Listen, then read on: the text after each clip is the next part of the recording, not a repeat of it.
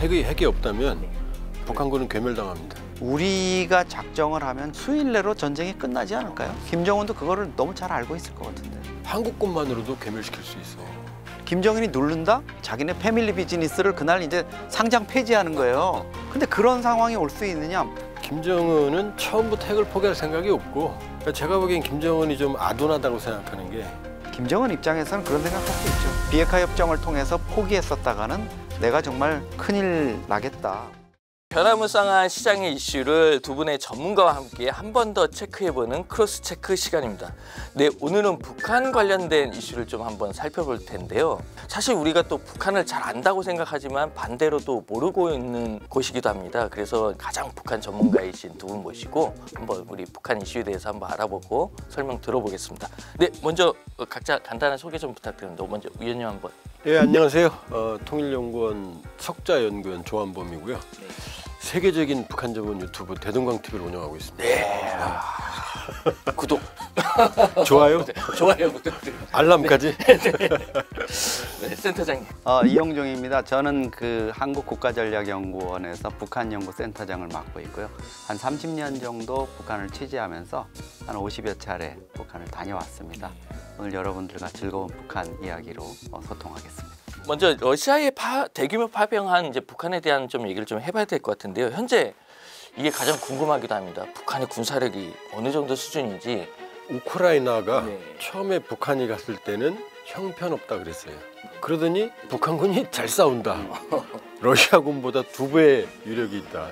그러면 일단 러시아군도 종류가 많습니다. 강제 징집, 용병, 그렇죠. 그다음에 최근에 쿠르스크 탈환에 성공한 그 닳고 다른 그 러시아 병사들, 이 셋 중에서 강제 징집된 사람보다 북한군이 잘 싸우겠죠. 10년을 근무하는데. 그렇죠. 상대 그럼요. 싸움이니까. 그다음에 이 세뇌 교육. 네. 그러니까 용병보다도 더 잘 싸울 거예요. 그렇죠. 그러나 닳고 다른 러시아 병사보다는 잘 싸울 수는 없다. 왜냐하면 일단 간 부대가 네. 쿠르스크에 안 맞아요. 왜냐하면 경보병. 근데 요즘 경보병은 미군의 스트라이커 단위 그 경보병 현대적인 개념이에요. 근데 북한의 경보병은 6.25 때 경보병이에요. 걸어 다녀요. 후방에 있다가 전방에서 전쟁이 일어나면 평양 뒤에 있다가 백두대간으로 내려와서 장호원이나 이천이나 이쪽에서 후방을 교란하는 개념이에요. 그러니까 산엔 차가 못 가잖아요. 그렇죠. 소총, 수류탄, 제일 중앙이가 60mm 박격포예요. 분해할 수 있으니까 사거리가 2km예요. 근데 우크라이나 쿠르스크는 평지죠, 거기. 산악이 아니에요. 네. 두 번째, 기갑 장비, 장갑차와 탱크가 없으면 전쟁을 아예 못해요. 우리가 착각하는 게 드론이 때리고 막 그러니까 탱크 시대 지나갔네? 절대 아니에요. 누가 많이 소모하느냐거든요. 그럼 이 친구들이 갔으니까 병력이 되겠어요? 기갑 장비가 없는데? 그러니까 열심히 싸워도 소모만 늘어나는 거죠. 그리고 우크라이나가 왜 입장을 바꾸느냐? 일단 북한군이 적응을 하죠? 그 더 큰 정치적 목적이 있어요. 처음에는 북한군에 대한 심리전, 얘는 못 싸워 막 죽기만 해요. 그러면 서방이나 대한민국 입장에서는 별거 아니네, 안 도와줘도 되겠네, 이런 결론이 나오는 거죠. 그러니까 나중에는 너무 잘 싸워요, 우리 위험해요, 이렇게 좀 바뀐 거죠. 그래서 북한군의 이 전투력 평가는 여러 기준을 적용해 봐야 된다. 네. 이렇게 볼 수 있어요. 그러니까 딱 집어서 어쩌다 얘기하기는 좀 어렵다. 확실한 건 예. 소모가 너무 많다. 현재 4천여 명 정도의 손실. 그럼 그렇게 다 그러니까 전사합니까? 전사자는 최대 4,500에서 1,000까지. 그러면 부대가 괴멸된 거예요. 그러니까 소모가 많으니까 성과도 있죠. 근데 가성비가 나쁜 거죠. 센터장님도 어떻게 보시죠? 12,000명 북한군 병력이라는 게 우크라이나전에 파병이 됐는데 사실 이게 북한군 전체 전력의 한 1%밖에 안 되는 거예요. 북한이 128만 명이고 우리는 뭐 50만 명 될까 말까 하는 거고, 전차도 우리가 한 2,000대 있는데 북한이 4,000대 있거든요. 전투기 우리 한 400대 있는데 북한이 800대나 있고, 이 양으로 보면은 뭐 북한군이 어마어마한 이 능력을 가진 것처럼 보이는데 문제는 이제 그 질적인 내용이겠죠. 뭐 전투기 이런 것만 봐도 우리는 벌써 뭐 5세대 스텔스 전투기 F-35 한 40대 정도 가지고 있고 20대 더 들여오려 하고 이러는데, 북한은 그거 하려면 뭐 수호이 57 이런 거 이제 들여와야 되는데 아직도 뭐 미그 29 정도 4세대 이런 거 그것도 일부고 대부분 노후한 전투기거든요. 그것도 훈련을 또 제대로 했는지도 또 그렇죠. 모르죠. 그러니까 이제 기유류가 부족하니까 그 이제 소티라 그러잖아요. 몇 번 이제 뜨고 내릴 수 있느냐 이 훈련을 뭐 몇천 소티, 몇만 소티를 해야 되는 건데 북한이 이제 그걸 유지를 못하는 거고 그런 상황에서도 어쨌든 북한이 병력 파견을 하는 과정에서 우리는 북한이 그래도 이 전투력이 뛰어나니까 상당한 능력을 발휘할 거다 이랬는데 사실 포로로 잡힌 병사들이라든가 이렇게 보면은 나약해 보이잖아요. 우리는 뭐 특수군단, 폭풍군단, 11군단 이래서 엄청난 전력을 할 줄 알았는데 어리고 좀 나약하고 그런데 물론 이제 제가 보기에 뭐 정신력 하나로 버티는 것 같아요 지금은. 그리고 현장의 북한군 전투력을 우리가 뭐 정확히 파악하기가 어려운 게 이게 북한이 가서 독자적인 전력을 또 작전을 하는 게 아니라 러시아군에 배속돼 가지고 러시아 군복을 입고 전투를 하는 거고 그게 제대로 된 어떤 보병 작전을 하는데 화력 지원이나 이런 게 있어야 되는데 그런 게 이루어지지 않는 게 지금 북한군 손실을 초래하는 가장 큰 요인인 것 같아요. APC라 그래서 그 보병 장갑차 그거를 타고 어쨌든 후방에서 참호까지 이동해서 참호에 들어가서 뭘 작전을 해야 되는데 러시아나 우크라이나나 다 그렇게 하고 있는데 북한군 같은 경우에는 이게 그냥 뭐 빠른 놈만이 산다 뭐 이렇게 교육받았다 그러잖아요. 드론에 어떻게든 그냥 벌판을 내달리는 거잖아요. 대평원을. 그러니까 그게 다 드론의 먹잇감이 될 수밖에 없는 거죠. 근데 지금 러시아로 간 어쨌든 북한군이 지금 러시아군으로부터 이제 드론 전술을 좀 전수받는 걸로 이제 전해졌는데요. 그러니까 우리 군도 사실은 경험해 보지 못한 현대전 능력을 만약에 북한이 이런 식으로 습득한다면은 우리나라 안보에도 좀 큰 위협이 되지 않을까요? 그렇죠. 기본적으로 북한군이 이제 처음에는 드론이라는 게 뭔지 몰랐던 것 같아요. 북한군이. 그러니까 그래서 우리가 계속 띄워준 거예요. 사실은 그런 거를 이제 좀 인식을 하려면 북한에 있을 때부터 드론에 대한 대응 전력이라든가 우크라이나가 운용하는 이런 드론의 특성이라든가 이런 걸 배우고 투입됐어야 되는데 쿠르스크로 가는 열차 안에서 야 이제 우리 파병이다 이렇게 뭐 전투 투입이다 이렇게 실전이다 얘기를 들었다니까 그러니까 막상 투입이 되니까 이게 실전이잖아요. 장난이 아니죠. 드론이라는 게 총으로 쏴서 맞출 수 있는 것도 아니고 우크라이나 쪽만 봐도 드론을 운영하는 드론 운용병들이 간단한 친구들이 아니에요. 대응을 하기가 지금 쉽지 않은 이런 국면이죠. 근데 점차 북한도 당연히 현지에서뿐만 아니라 지금 아마 추가 파병되는 병사들 같은 경우에는 그런 데 대한 교육을 배웠을 거고 그렇죠. 우리도 사실 뭐 자위툰 부대나 이렇게 해외에 파병을 하잖아요. 우리는 전투병은 아니고 이제 뭐 건설이나 의료 인력을 보내는데 해외 파병을 해야 이게 전투력을 제대로 확보할 수 있다는. 그렇죠. 예. 전쟁이 없는 이 평시에 그냥 맨날 훈련만 하고 있으면 실전 경험이 없으면 그렇죠. 아무것도 안 된다는 거거든요. 그러니까 북한은 사실 그것만은 분명한 것 같아요. 우크라이나 전을 통해서 상당한 손실을 입었지만 또 그로 인해서 엄청난 교훈을 얻었고 자신들이 또 한반도에서의 전쟁이나 이런 것들이 벌어질 때 그동안에 한국과 어떤 대남 기습 타격 이런 것들을 상정해서 했던 거에다가 해외 우크라이나전 파병의 어떤 경험, 현대전의 추세 이런 것들까지 가미한 이런 전략 전술을 구사한다면 우리로서는 상당한 위협이 될 수 있습니다. 그게 좀 우려할 만한 포인트인데 네. 여기서 또 반론이 좀 있으십니까? 뭐 대부분 다 동의할 수 있는 내용이고요. 네네. 그러나 이제 우리가 약간의 착시가 있어요. 왜냐하면 드론은 FPV라고 해서 1인칭 시점 보잖아요. 네. 그럼 우리가 찍은 영상은 성공한 드론 것만 보는 거예요. 격추된 건 못 보는 거죠. 그러니까 우크라이나도 드론이 있지만 러시아도 드론이 있어요. 그리고 드론 제작 기술은 수준이 높질 않아요.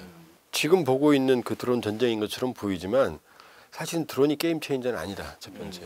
그리고 두 번째 샷건. 그러니까 산탄총. 네. 하나는 못 맞히죠. 그렇죠. 그다음에 산탄총이 제밍건. 있구나. 제밍건. 그다음에 우리는 레이저. 레이저는 한 발에 2,000원밖에 안 돼요. 무작정 쏠 수 있어요. 무한정. 낙탄도 없고. 그러니까 자꾸 현대전하면 드론 그러는데 그건 아니다.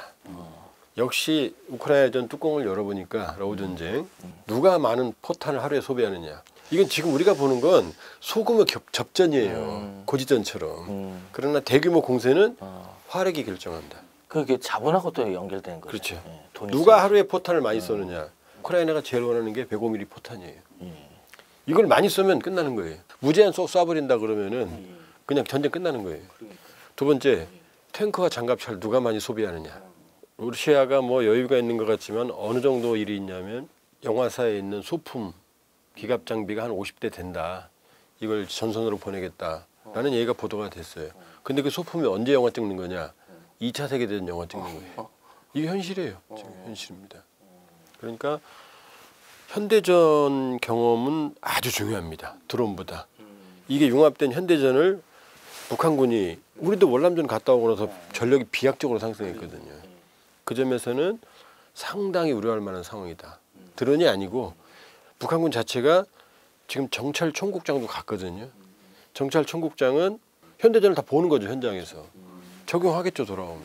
그러니까 러우 전쟁은 우리 전쟁은 아니지만 우리하고 깊은 관련이 있는 전쟁이 돼버린 거예요. 그 지금 어쨌든 근데 북한의 지금 핵무기 개발 관련해서는 러시아 측 지원이 좀 소극적으로 하는 것처럼 좀 보입니다. 지금 러시아가 이제 북한군 파병 대가로 뭐 핵무기 대신에 무인기 개발을 지원하고 있다 이런 분석이 좀 나오기도 하는데요. 의원님 그 어떻게 보시나요? 무인기 개발은 지원할 수 있죠. 그거는 뭐 큰 기술이 들어가는 게 아니니까. 우리가 이제 처음에 북한군 파병됐을 때 정찰이상 쏘는 거 도와주는 거 아니냐, ICBM 기술 주는 거 아니냐. 또 김정은이 갑자기 핵추진 잠수함 공개했어요. 살짝 밑에만 보여줬어요. 그러면 그런 기술을 주느냐? 전 세계에서 그런 기술을 이전해 준 사례가 없습니다. 그렇죠. 지금 오커스, 호주 핵추진 잠수함 기술 전수하는 것, 영국과 미국이 전폭적으로 그것도 지금 지지부진해요. 이게 오커스가 2022년경 제 기억으로 체결이 됐는데 첫 번째 핵추진 잠수함 나오는 게 2030년대 중반이에요. 그러니까 기술이 그렇게 쉬운 게 아니에요. 그리고 또 하나는 북한의 핵 능력을 고도화시켜주는 기술을 주면 결국 타겟은 미국인데 승질 급한 트럼프 대통령이 가만히 있겠어요? 그건 못 줘요. 그리고 러시아 입장에서 북한 안 믿거든요. 근데 핵무장 시켜주면 모스크바까지 사거리가 되는데 바보짓이죠. 그게 중요한 게 아니고 재래식 전력 현대화. 그러니까 북한의 주력 전투기가 미그 29거든요. 이것도 30년, 40년 전 거예요. 3, 40대 있는데 부품이 없어서 몇 대 못 날려요. 근데 러시아는 미그 29는 2선 전투기거든요. 쌓아놨거든요. 부품 쌓여있거든요. 이걸 주면 눈에 안 보이죠. 가동률이 높아지죠. 그 다음에 기체를 분해해서 줄 수도 있어요. 그럼 줬는지 안 줬는지 표시가 안 나거든요. 그 다음 탱크, 장갑차 북한이 찍어내지만 형편없거든요. 거기에 있는 합금 기술이라든지 정밀도 향상이라든지 이게 무서운 거예요. 재래식 전력 현대화. 재래식 전력이 현대화다. 첨단 무기는 안 준다는 걸 우리가 어디서 알 수 있냐면 김정은이 지지난해 2023년에 김정은이 정찰위성의 진심이거든요. 그래서 허접수라고 막 쏘다가 만리경 1호라고 지난해 3번 쏘라 그랬어요. 2023년 11월에 쏘고 이제 신나가지고 야 내년에 3번 쏴 그랬어요. 지난해 5월에 한 번 쐈는데 폭발했거든요. 한 번도 못 쐈어요. 그 뒤로. 만일에 러시아가 기술을 줬다면 세계 최고의 기술을 줬다면 왜 성공을 못 하겠습니까? 그리고 2023년 11월에는 북한 자체 기술 산화제를 적연질산을 썼거든요. 적연질산은 상온에서 보관이 가능해요. 근데 첨단 로켓은 액체 산소를 써요. 근데 이게 보관 온도가 마이너스 183도예요. 그러니까 로켓 쏠 때 뭐 뚝뚝 떨어지죠. 그게 얼어서 그런 거예요. 근데 갑자기 적연질산 쓰는 애들이 2023년 11월에 6개월 만에 5월 달에 그 산소, 액체 산소를 써요.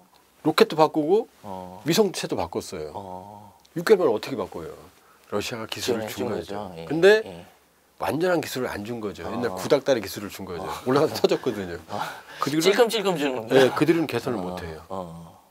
그러니까 정말로 푸틴이 기술을 줬다면 김정은이 공개적으로 3번 쏘라 그랬는데 김정은의 말을 지시를 이행을 안 하는 건 반역이에요. 북한에서는.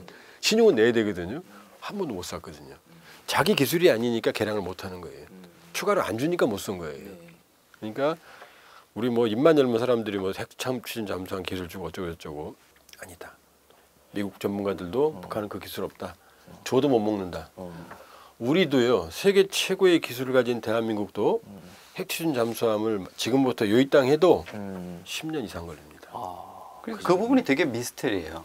북한이 러시아하고 해가지고 2023년 9월에 푸틴하고 김정은이 보스토치니 우주센터에서 만나가지고 정상회담을 했잖아요.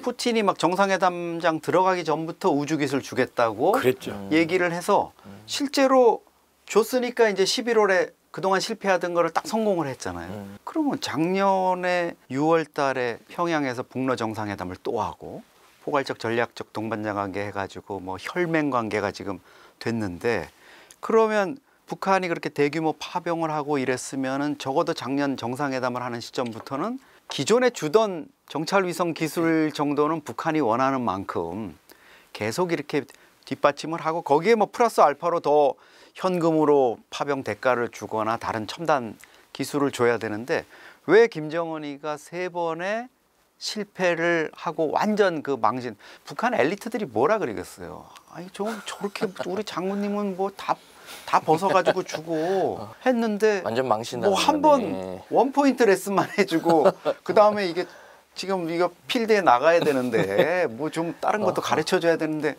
안 가르쳐줘가지고 지금 망신을 주는데 왜 지원을 더 본격화했는데도 푸틴은 죄고 있을까? 그게 이제 조한범 박사님 말씀하신 대로 제가 보면 뭔가 이렇게 핵이나 미사일 기술, 특히 이제 위성 기술 같은 경우에는 뭐 ICBM 대륙간 탄도미사일 재진입 기술이라든가 북한이 아직 도달하지 못하는 마지막 그 풀지 못하는 퍼즐을 이제 맞춰주는 거기 때문에 그게 푸틴 입장에서는 아무리 뭐 막 나간다 그러지만 국제사회의 이제 대북 제재라든가 유엔 어떤 그 제재 틀 이런 거를 막 무시할 수는 없거든요. 네. 자기들도 이제 국제적인 그런 것들이 있으니까 그런 차원에서 좀 제한을 받는다 이렇게 볼 수 있는데 제가 보기엔 그 외의 것들은 좀 해주긴 해줄 수 있을 것 같아요. 그러니까 김정은이 막 쪼르면은 얘가 뭐 핵잠수함도 갖고 싶다 그러고 뭐 핵도 어떻게 하겠다 그리고 ICBM도 지금 미국을 때릴 정도 되겠다고 이렇게 하는데 뭐는 하여 좀 주긴 줘야 될 텐데 이렇게 푸틴은 고민을 할 것 같아요. 이렇게 보시면 돼요. 북한과 러시아의 관계, 러시아와 중국과의 관계, 푸틴이 어디가 중요하겠어요? 러시아와 중국 관계가 거의 에너지 가스관 공급 그렇죠. 파이프라인이 훨씬 1조 달러 중요하죠. 규모예요. 그러면 중국과의 관계에 비하면 북한은 3발의 피거든요. 근데 중국한테도 기술을 안 줘요. 중국도 핵 추진 잠수함을 만들거든요. 잠수함의 특징은 뭐냐면 은밀성이에요. 물에 들어가면 사실 못 잡아요. 영화 보면 막 잠수함전 나오죠. 역사상 수중에서 잠수함끼리 교전을 한 사례가 한 차례도 없어요. 다 거짓말이에요. 들어가면 못 잡아요. 못 찾아요. 근데 그 레이더로도 그게 안 되나요? 물에는 레이더파가 안 들어가잖아요. 안 들어가니까. 쏘나 소리로 가거든요. 근데 소리가 맞아. 중국 잠수함은 아주 명예로운 별명이 하나 있어요. 물속의 경운기. 너무 시끄러워요. 그래서 어떤 일까지 있었냐면은 잠수함은 물에 들어가면은 비수지만 들키면 깡통이에요. 바로 죽어요. 그렇죠. 아무 대응 능력이 없어요. 그렇네. 그래서 일본 자위대 해상 초계기가 잡았어요.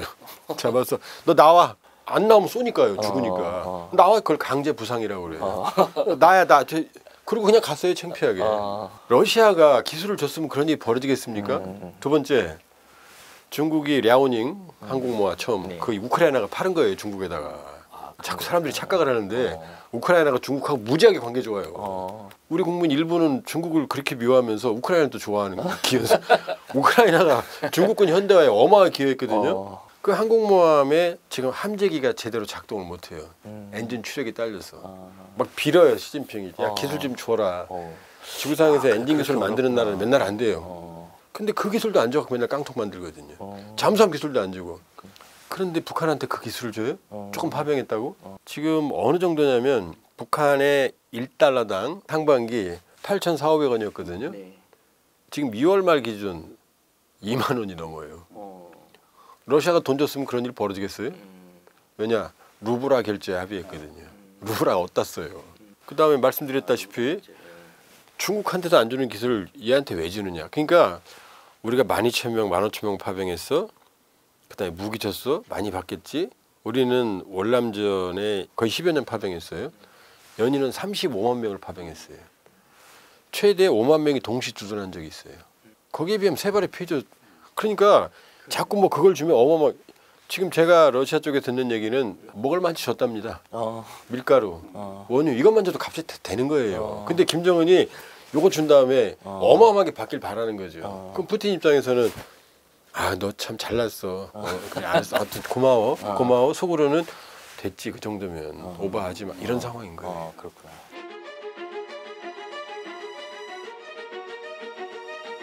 무기 부분에서요. 인정하고 싶지 않지만 미국 무기와 나머지는 기타 잡것들 이렇게 보면 됩니다. 왜냐하면 미국은 전쟁 영화 보면 항상 항공모함이 먼저 나오죠. 그게 니미츠급이에요. 10만 톤입니다. 그 슈퍼 캐리어라고 그래요. 전단이 10여 개가 넘어요. 거기다가 강습 착륙 항모 4만 톤급이거든요. 다른 나라 항공모함이에요 이게. 그것도 같은 규모가 있어요. 그러니까 거의 20여 개 전단이 있는 거거든요. 그런데 그 다음에 제일 큰 게 지금 영국의 퀸 엘리자베스 6만 톤급. 그러면 소련은 그렇게 강대국이었잖아요. 그 항공모함을 키로프급 항모라고 그래서 순양 항모예요. 이제 대포도 쏘고 이제 활주로도 있고 그것도 실패했어요. 그다음에 바랴그라고 하는 항공모함을 우크라이나가 팔았다고 그랬잖아요. 쿠즈네체프급인데 그게 그것도 건조하다가 망한 걸 판 거예요 중국한테. 정상적으로 지금도 있어요 러시아 항공모가 제대로 작동을 못해요. 그러니까 슈퍼 캐리어를 만든 나라는 미국이 유일합니다. 그러니까 미국의 항공모함 운영 100년이 넘어요. 100년 정도 돼요. 그 노하우는 아무도 못 따라가요. 그리고 중동전에서 이제 가장 많이 소련제 무기가 검증이 됐는데 미국제, 영국제, 프랑스제 무기로 무장한 이스라엘군, 미국이 주죠. 전투기, 그다음에 시리아 뭐 이쪽 아랍연맹군, 이집트 격추 비율이 거의 100대 1이에요. 탱크도 소련제 탱크는 다 괴멸당했어요. 그러니까 이게 러시아제 무기는 사고 보면 후회해요. 뚜껑 열면 그리고 생존성이라든지 정밀성 이런 데서 현저하게 떨어져요. 그걸 카피한 게 북한이에요. 그걸 카피한 게 중국이에요. 그 모델이 되는 러시아가 그렇게 헤매는 발길인데 그 헤매는 발길이 지금 러우 전쟁에서 서방제 무기와 러시아제 무기가 충돌하는 거고 아까 센터장님이 말씀하셨지만 우크라이나가 한 55% 양을 보면 나토가 25, 미국이 20이거든요. 그러니까 그 20%가 자동차로 치면 엔진인 거예요. 그러니까 지금 사실은 우크라이나가 여기 있고 꼭두각시죠. 끈을 잡고 지금 미국이 놨다 풀었다 하는 거예요. 대규모로 주면 푸틴이 뚫려요. 그러니까 러시아제 무기를 너무 무시해서도 안 되지만 우리 잠수함이 이제 장보고부터 시작해서 이제 손원일, 안중근 1차, 2차, 3차, 3촌까지 왔거든요. 처음에 러시아 킬로급을 살려고 그랬어요. 너무 좋아 보이니까. 현장 가서 우리 장교들이 보고 이러고 돌아왔다는 거예요. 이게 운항한다고? 싫어요, 싫어. 그러니까 저도 뭐 러시아에서 공부해서 좀 쳐주고 싶은데 사회주의라는 건 사회주의에 뿌리를 뒀다는 건 양은 찍어냅니다. 질이 안 돼요. 제가 소련 시절 때 유학을 한번 말씀드리면 이윤 추구가 아니잖아요. 모터도 경쟁력이 없으면 바로 무너집니다. 경쟁력이 있으면 무한정 큽니다. 무한정 경쟁이 이제 실력을 만드는 거거든요. 근데 사회주의는 이윤 추구가 아니니까 목표만 할당해요. 너 몇 개 만들어? 월급은 똑같아요. 의욕이 없어요. 개수만 채워요. 그러니까 가보면 상점이 텅 비어 있거나 꽉 차 있거나 둘 중에 하나예요. 텅 비어 있는 데가 대부분이고 꽉 차 있는 거 가서 사서 쓰면 안 돼요. 다 불량품이에요. 실제로 그렇습니다. 메커니즘이. 그 무기가 안 그렇겠어요? 어마어마하게 불량품이 많고 정밀도가 떨어지죠. 근데 지금 말씀하신 거를 이렇게 쭉 들어보니까 이제 또 궁금한 게 이제 이거는 뭐 구독자분들도 되게 궁금해할 텐데 만약에 우리가 북한하고 전쟁이 난다면 혹시 어느 쪽이 더 우세하다고 보시나요? 핵이 없다면 북한군은 괴멸당합니다. 우리 국방력이 세계 5위예요. 미군은 세계 1위죠. 세계 1위와 세계 5위가 동맹을 맺은 거예요. 에일리언하고도 싸울 수 있어요. 좀 과장을 하면. 핵은 못 쓰죠. 미국이 있으니까. 한국군만으로도 괴멸시킬 수 있어요. 북한군이 128만이라고 그러지만 100만 이하라는 설도 있어요. 8, 90만 인구 대비. 북한도 한 명만 낳거든요. 그중에 3분의 1이 영양 결핍입니다. 첫 번째. 북한군한테 우리 군이 정말 치명적인 약점이 하나 있어요. 북한군은 군대 가면 농사를 배워요. 축산업도 배워요. 수산업도 배워요. 우린 거기 딸리잖아요. 왜 하느냐? 먹으려고. 그러니까. 부대에서 자체적으로 생산해요. 고기가 없으니까 콩을 생산하거든요. 김정은이 이런 말도 한 적이 있어요. 콩 한 알이 총알 한 알이다. 풀과 고기를 바꾸자. 이게 걔네들이 빨치산 하면은 되게 또 잘하겠네요. 아, 그러니까 우리가 무섭죠. 그러니까 저렇게 농사 축산업을 잘하니까 우리 병사가 이게 되겠어요? 그건 정말 특수잖아요. 북한은 이게 농담처럼 말씀드리지만 진담이에요. 그러니까. 그래서 그걸 다 부대마다 키워요. 우리 군도 그거 좀 해야 돼요. 그 딸리니까. 토끼도 좀 키워야 되고. 그러니까 이제 남북 간의 그 전면전이라든가 이런 전쟁을 상황을 이제 가정을 할 때 되게 우리가 이제 그래도 북한이 핵이 있으니까 이렇게 얘기를 하죠. 근데 핵이라는 건 사실 남북 간의 어떤 전쟁이라든가 이런 상황에서 배제시키고 봐도 돼요. 핵이라는 게 결국 억제력이라고 자꾸 얘기를 하는데 이게 전쟁을 뭐 자기를 못 건드리게 하는 어떤 그런 효용성은 있지만 핵이라는 게 김정은 입장에서 놓고 보면 솔직히 이런 생각 들 때도 있을 거예요. 도대체 아버지, 할아버지는 어디에 쓰라고 이 물건을 그렇게 허리띠 쪼매면서 나라를 이 꼴로 만들면서 개발을 했지? 이런 생각이 들 거예요. 갖고 있지 않은 우리 입장에서 보면 저 김정은이 핵가족인데 저 미친놈이 저거 누르면 어떻게 하냐 이러지만 김정은이 누른다? 자폭이죠. 그거는 자기 진짜 조선민주주의인민공화국은 자기네 패밀리 비즈니스를 그날 이제 상장 폐지하는 거예요. 스스로. 근데 그런 상황이 올 수 있느냐? 그래도 궁지에 몰리면은 누르고 죽지 않을까요? 뭐 이런 얘기를 할 수 있지만 아니 그러면 히틀러니 후세인이니 뭐 이런 차우체스크니 다 그런 독재자들이 마지막에 그럼 자기가 가지고 있는 무기로 막 다 전인민 다 죽이고 뭐 이런 왜 그러지 못하고 스스로 뭐 권총으로 자살하고 이렇겠어요. 그게 그렇게 쉬운 거는 아니거든요. 그래서 이제 핵이라는 걸 제외하고 남북 간의 어떤 전력을 보면 우리가 뭐 압도적일 수밖에 없죠. 양적인 면보다도 질적인 면이고 그리고 이제 핵을 놓고만 봐도 이런 거예요. 핵이라는 게 중소도시 하나를 다 히로시마나 나가사키처럼 초토화시킨다. 이런 걸 통해서 어떤 공포감을 주고 이러는 거지만 그게 뭐 전투기 한 1000대를 동원해 가지고 일제히 폭격을 해야 될 이 정도 위력이라고 본다면 우리 입장에서는 사실 별로 그럴 필요가 없는 거예요. 북한하고 하면. 김정은 하나만 제거하면 되는 거고 우리 작년 국군의 날에 공개했던 현무5 같은 경우에 탄두 8톤에 뭐 마10 지하 뭐 몇십 미터까지 파고들잖아요. 강화 콘크리트로 돼 있는 거. 명백하게 그 이스라엘이 중동에서 그 나사나슬라라 제거할 때 보면 벙커버스터로 때려가지고 지하로 이렇게 보면 이제 보이지 않을 정도로 파고 들어가가지고 실제로 다 죽였잖아요. 그러니까 우리도 이제 북한 김정은과 북한 지휘부를 제거하는 그것만 타겟팅해서 제거하는 이런 전력들에 아주 특화된 한미 연합 전력이 있는 거고 기본적으로 초기에 이제 북한이 뭐 특수작전군이나 이런 걸 통해서 후방에 기습 타격을 하고 하면 일시적인 혼란은 있을 수 있을 거예요. 그리고 무인기를 가지고 뭐 어디 우리 주요 거점을 좀 공격하거나 특히 인천공항 같은데 뭐 포격을 해가지고 활주로가 마비되고 공항 기능이 마비되고 이런 혼란은 있을 수 있지만 우리가 작정을 하면 제가 보면 뭐 즉각적인 반격을 통해 가지고 거의 북한 지휘부를 제거하는데 수일 내로 전쟁이 끝나지 않을까요? 김정은도 그거를 너무 잘 알고 있을 것 같은데요.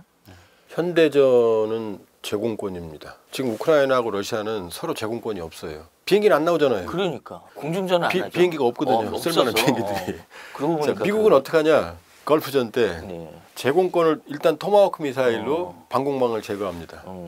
두 번째 이제 전투기 편대들, 폭격기 편대, 전투 폭격기 편대가 가서 아주 가로로 만들어 냅니다. 그 다음에 탱크 부대가 들어가거든요. 북한에 공중력이 있나요?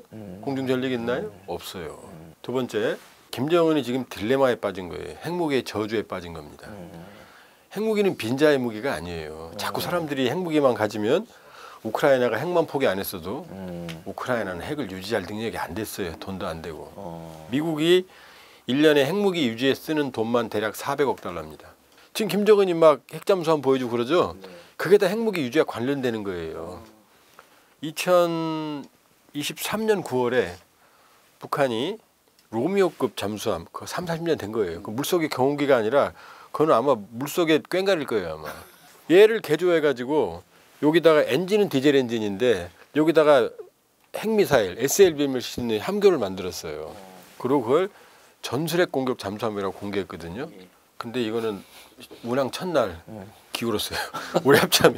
그리고 그 뒤로 한 번도 동향이 안 나와요. 그러면은 이 북한이 그 핵잠수함이 하나 더 말씀드리면 얼마나 웃긴지 아세요? 북한의 현실을 보여드릴게요. 그걸 김군옥 영웅함이라고 그랬거든요. 김군옥이 누구냐? 6.25 때 주문진 해전에서 어뢰정으로 미국의 순양함 만톤급 볼티모어함을 격침시켰다고 하는 그 함장의 이름이 김근옥이에요. 북한의 영웅이에요. 근데 한국전쟁에서 순양함 격침된 사례가 없어요. 그래요? 심지어 볼티모어함은 한국전쟁 전에 이미 퇴역한 함이에요. 그럼 그 거짓말이에요. 거짓말이에요. 어뢰전단 괴멸했어요. 자기들이 50톤 갖고 만톤을 침몰시킨 세계사에 없는 영웅 김건옥 그랬거든요. 그 새빨간 거짓말인데 그 거짓말 이름을 그 잠수함에 붙였어요. 북한이 그런 나라예요. 그러니까 북한은 어떻게 돼요? 핵무기를 만들었으니까 핵잠수함도 가져야 되거든요. 안 돌아가. 그러니까 야 새로 만들어. 그러니까 지금 만들고 있는데요. 그 밑에만 살짝 보여주잖아요. 북한 핵잠수함을 어떻게 만들어요? 파키스탄 보세요. 핵 보유국이거든요. 네. 몇 년 됐지만 네. 홍수 한 번 나니까 나라가 절단 나잖아요. 돈이 여기 다 들어가니까 국방비도 뭐 절반 이상 들어간다는 얘기가 있어요. 그러니까 김정은은 말씀드린 대로 핵무기의 저주에 가난한 집인데 롤스로이스 차가 생긴 거예요. 이거 어떻게 바퀴 하나 100만 원, 200만 원 할 텐데 백밀 하나만 깨져도 몇백만 원 하는데 유지를 어떻게 해요? 예를 들면 이게 빈자의 무기가 아니다. 빈자의 무기 아니에요. 유지 보수에 너무 지금 벅차요. 사일로 만들어야 되죠. 유지해야 되죠. 유지 보수해야 되죠. 그 다음에 지금은 이제 원자폭탄이 아니고 좀 복잡한 얘기지만 쉬운 말씀드려 수소폭탄. 다 명칭 틀린 건데 수소폭탄은 느낌이 수소는 어떻게 돼요? 날아갈 것 같죠? 실제로 날아가요. 반감기가 짧기 때문에 계속 보충을 해줘야 돼요. 그거 다 돈이에요. 그러니까 착각이다. 왜 사람들이 저 가난한 파키스탄, 인도 이 친구들은 94년도에 만들었거든요. 94년도 인도 파키스탄 경제가 어땠겠어요? 거의 농업 국가잖아요. 맘먹으면 누구나 다 만들어요. 왜 안 만들겠어요? 이 센터장님 말대로 가지고 있어야 못 써. 돈 만들어. 그거 왜 가지고 있어? 근데 김정은은요. 나는 해냈어. 바보죠. 바보죠. 그러니까 그게 체제 보장이라고 믿는 거잖아요. 체제 보장 맞죠 실제로 예. 본인들이. 만약에 김정은이 핵 안 갖고 있으면 누가 쳐다나 보겠어요? 그러니까. 세계에서 김정은 다 알잖아요. 핵을 가지고 있잖아요.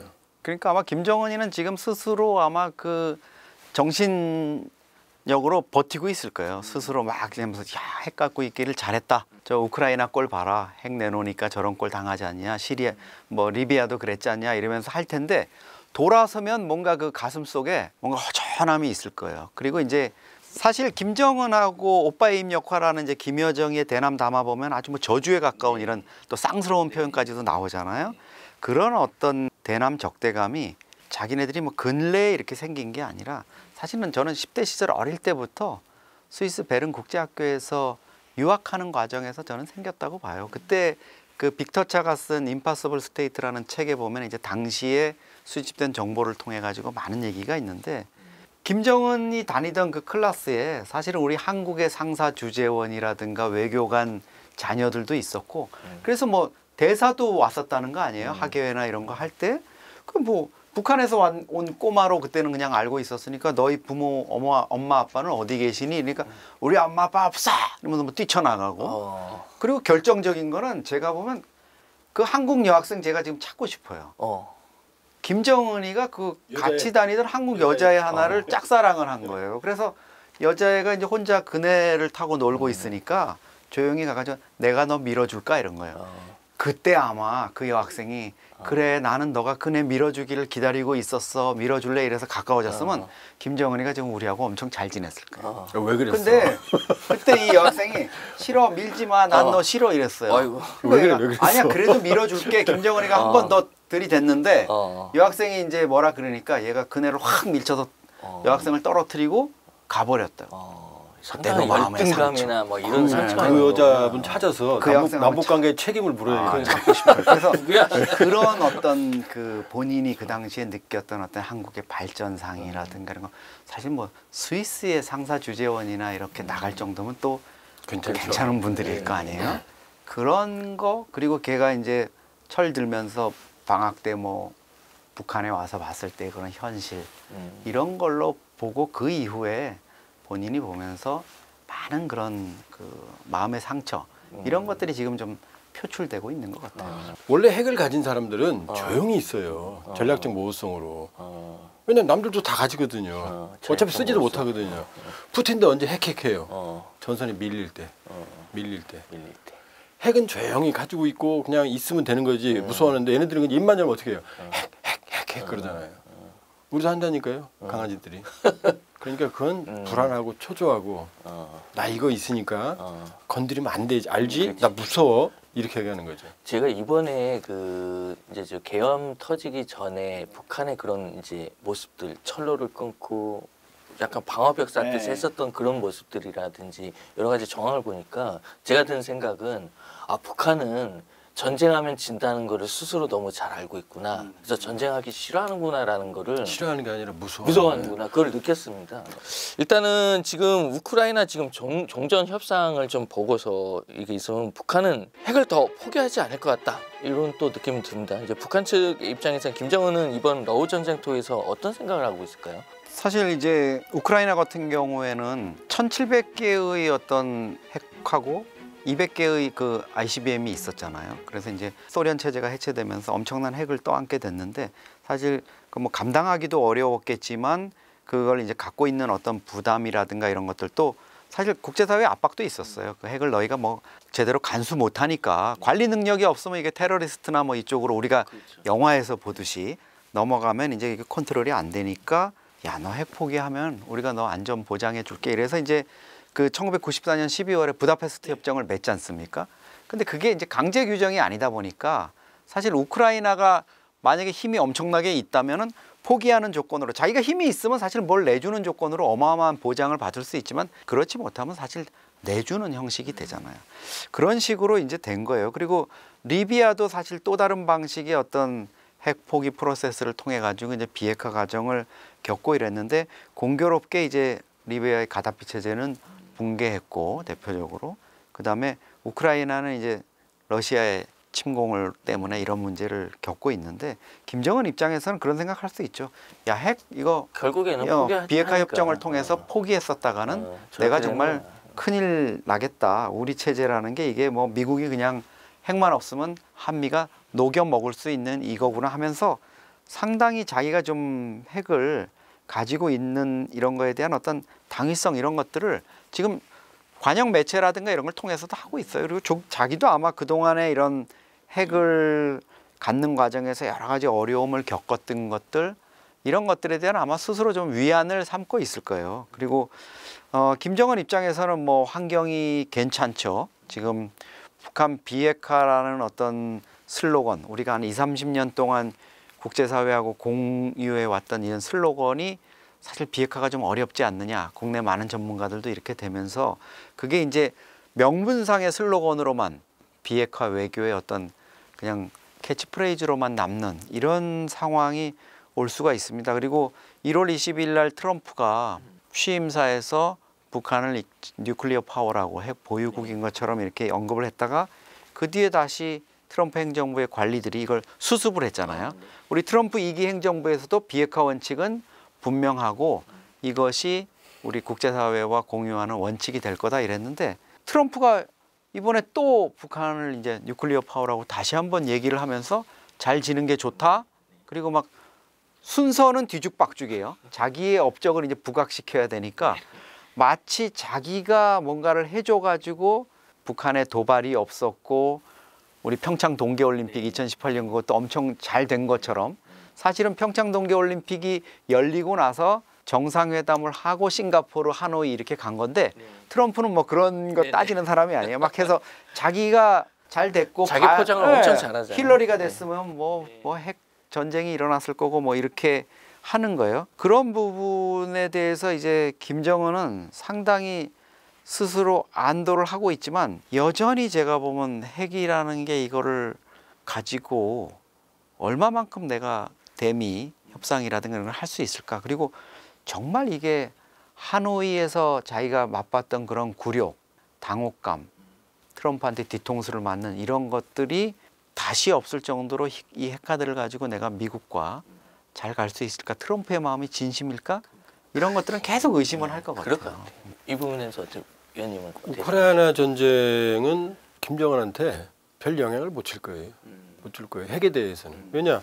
이미 헌법에 핵보유국을 넣었고 그다음에 핵 무력 정책법을 만든 게 벌써 2023년이거든요.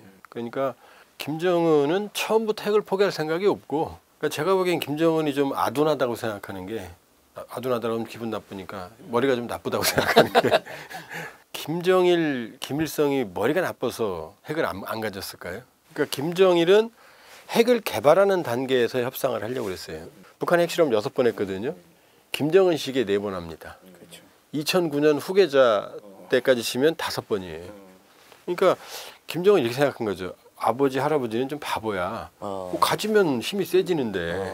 그러니까 트럼프 대통령이 너 뉴클리어 파워야 라고 말하는 건 지금 자꾸 이제 우리 언론에서 핵 보유국이다 이렇게 말하는데 뉴클리어 파워는 원래 NPT 비확산 조약에 핵 보유국은 정식 용어로 뉴클리어 웨펀 스테이트라고 돼 있어요. 그리고 나머지는 넌 뉴클리어 웨펀 스테이트 이게 핵 보유국입니다. 그러니까 뉴클리어 파워는 다른 개념이에요.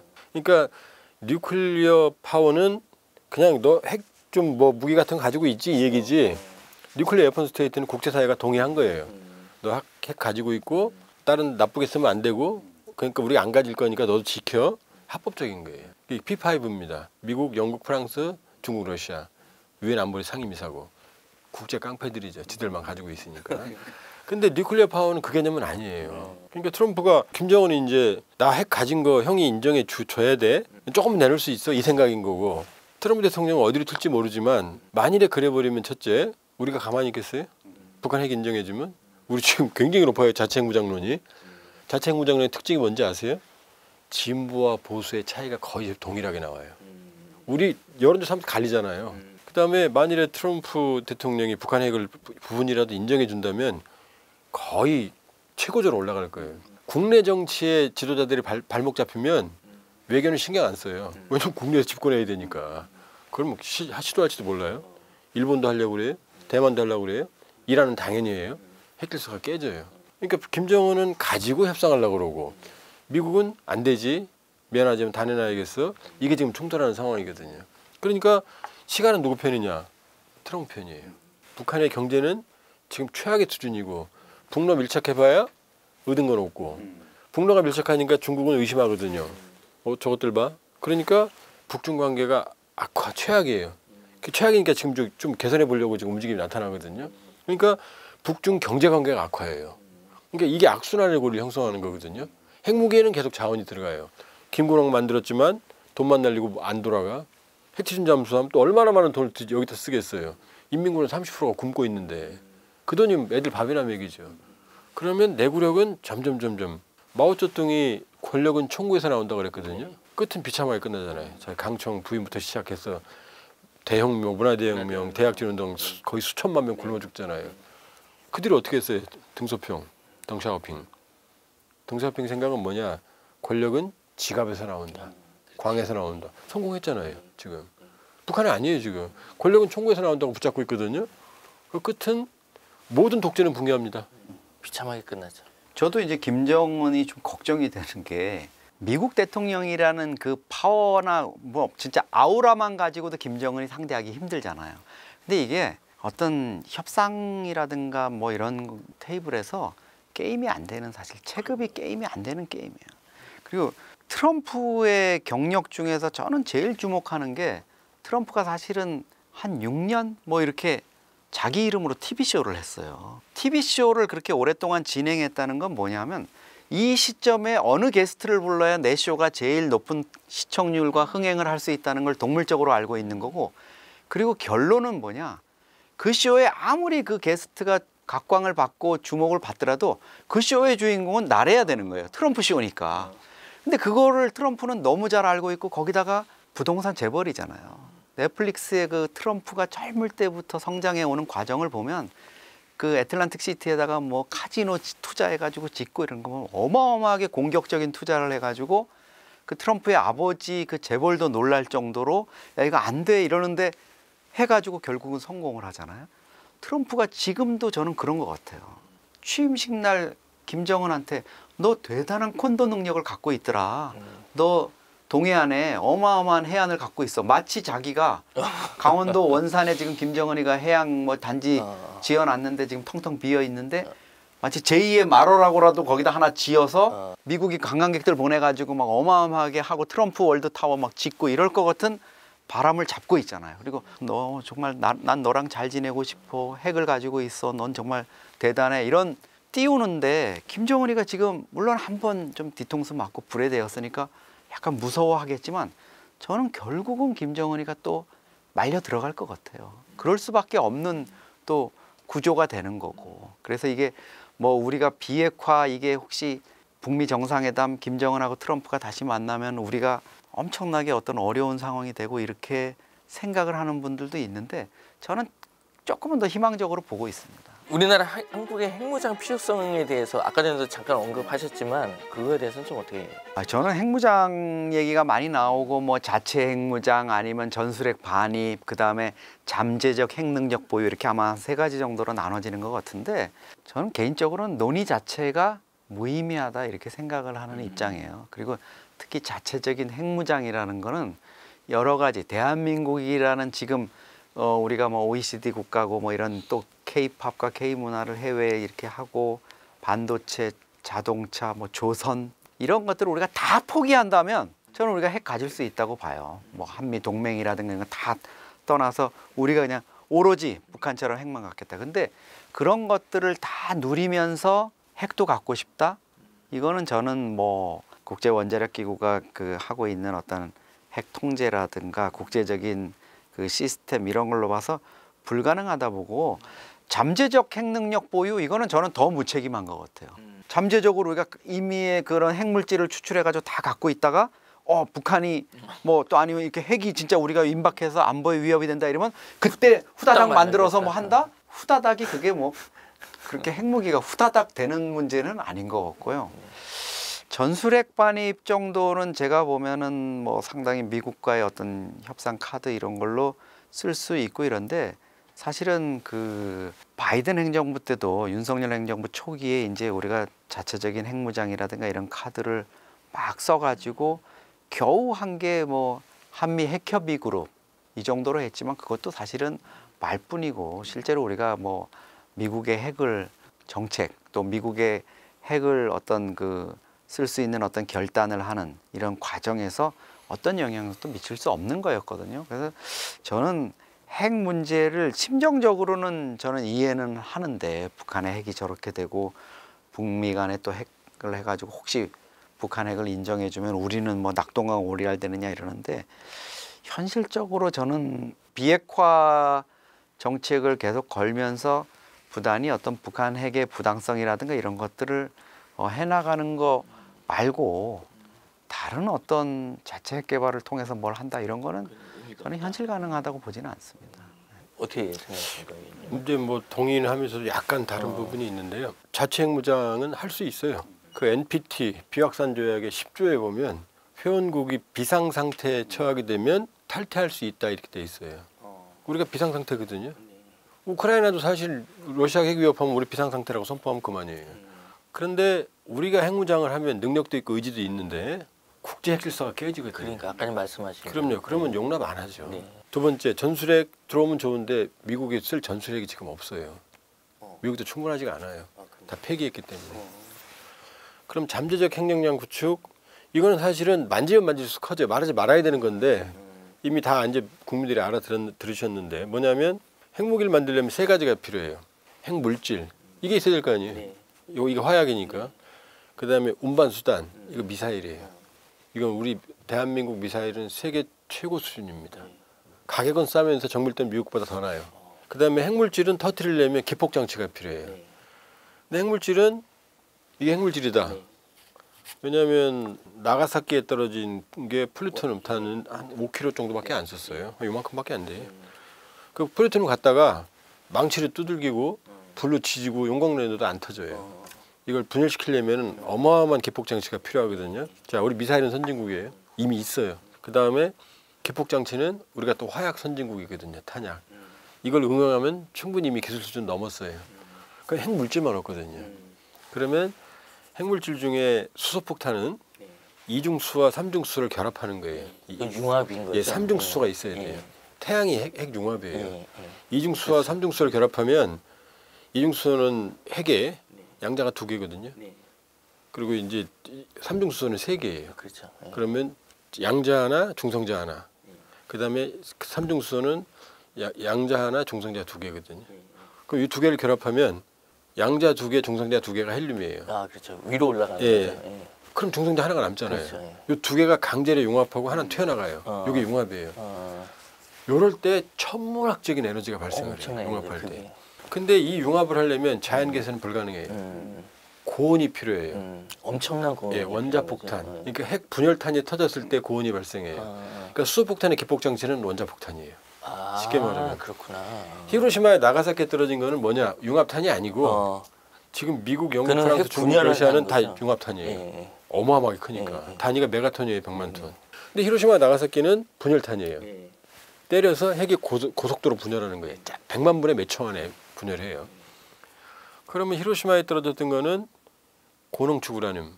자연계에는 U235가 한 0.7%밖에 안 들어있으니까 이걸 95%까지 농축을 해야 돼요. 그러면 이게 고농축이 이 북한이 하는 게 그거예요 지금 원심 분리기로. 그다음 이 저농축은 뭐냐? 연료봉을 이렇게 만들잖아요. 5%까지 농축하면 돼. 이게 저농축이에요. 이 저농축해서 원자로에 집어넣으면 다 타면 끄집어내거든요. 이걸 다시 처리하면 또 쓸 수 있어요. 이때 플루토늄이 생겨요. 그러니까 플루토늄 자연계에 있는 게 아니죠. 이거 나가사키에 떨어진 거예요. 그럼 이 두 가지 물질. 근데 자세히 생각해 보세요. 원자력 발전소 우리 많죠. 네. 하려면 농축해야 되잖아요. 네. 미국 우리 농축 금지시켰어요. 한미 원자력 협정에서. 핵무기 만들까봐 공허하게 걱정이 때문에. 그다음에 다 쓰고 난 연료봉 지금 쌓여 있거든요. 네, 네, 네. 일본은 재처리하게 해줬거든요. 우리 재처리 못하게 해요. 일본 해주면서 왜 우리는 못하게? 우린 플루토늄 생기니까 네. 못 믿으니까. 아, 일본은 믿고. 그러니까 바로 그거예요. 이게 그거예요. 너무하네. 자, 원자력의 평화적을 이용을 위해서는 농축 권한을 받을 필요 있죠. 네.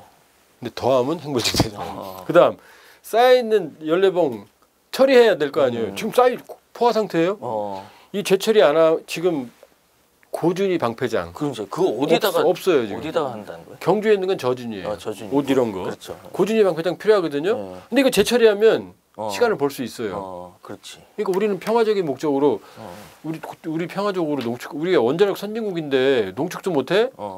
미국은 농축 못하게 해놨고 하긴 했는데 할 거면 내 허락 받아야 돼. 그러니까 우리는 농축을 사와요. 그러니까 이 정도면 농축하게 해줘. 믿어. 그다음 제철이 우리 시급해. 요 권한을 받자는 거죠. 요거는 합법적이에요. NPT 체제 위반이 안 돼요. 일본도 해줬거든요.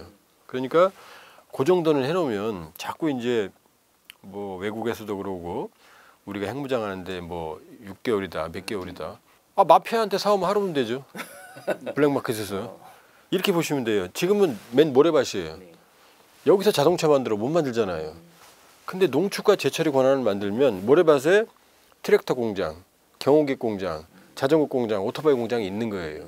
그럼 급할 때는 어령통에 확 가져다가 조립하면 이상한 자동차 하나 만들 수 있잖아요. 그게 잠재적 행정량이거든요. 그러니까 그 정도는 하자 이제 이게 마지노선이에요. 그동안 북핵 때문에 미사일 사고를 다 제한했거든요. 그러니까 현무5가 만들어진 거고. 근데 그건 좀 풀렸죠. 예, 다 완전히 풀었어요. 그러니까 이제 미국도 동의해야 된다. 농축과 재처리는 원전 선진국인 우리의 원자력의 평화적 이용, 경제성 제고를 위해서라도 다음에 뭐 우리 국내 사태가 어떻게 정리되든 간에 북핵 문제는 이 시간이 많이 걸릴 거고 한미 원자력 협정만 개정하면 되거든요.